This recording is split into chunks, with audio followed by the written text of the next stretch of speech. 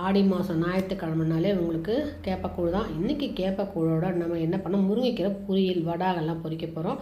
அதனால் கூழுக்கு காய்ச்சிட்டே நம்ம பக்கத்தில் என்ன பண்ணால் முருங்கைக்கீரையெல்லாம் க்ளீன் பண்ணி வச்சுட்டு நம்ம அந்த முருங்கைக்கீரையை நம்ம கடுகுள் தம்பர் போட்டு சின்ன வெங்காயம் போட்டு பச்சை மிளகா போட்டு காஞ்ச மிளகா போட்டு தாளித்து நீங்கள் முருங்கைக்கீரை எல்லாம் முருங்கைக்கீரை வந்து நல்லாயிருக்கும். எங்கள் ஊரில் பெரிய பாளையத்தில் மண்ணில் கூழ் ஊற்றும்போது எல்லார் வீட்டில் சைவம் இருக்கிற வீட்டிலலாம் என்ன பண்ணுவாங்க, முருங்கைக்கீரை கொடுப்பாங்க.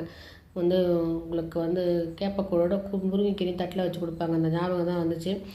அந்த கூழ் அவ்வளோ அருமையாக இருக்கும். சின்ன வெங்காயம் எல்லாம் போட்டு சில சமயம் குட்டியாக மாங்காய் கூட நறுக்கி போடுவாங்க. எல்லார் வீட்லேயும் ஞாயிற்றுக்கிழமைனா கூழ் தான் பெரிய பாளையத்தில். நான்வெஜ் பண்ணுறவங்களும் பண்ணி கொடுப்பாங்க.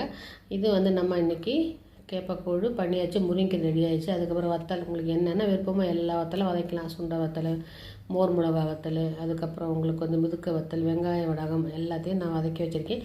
உங்களுக்கு இந்த கூழில் வந்து நீங்கள் பழைய சாதம் இருந்தாலும் நீங்கள் போட்டுக்கோங்க. நான் பழைய சாதம் போடலை, வரகரி சாதம் இருந்தால் கூட நீங்கள் போட்டுக்கலாம். மோர் கடைஞ்சி ஊற்றிருக்கேன். அருமையாக இன்றைக்கி நலபாகம் கேப்பக்கூழ்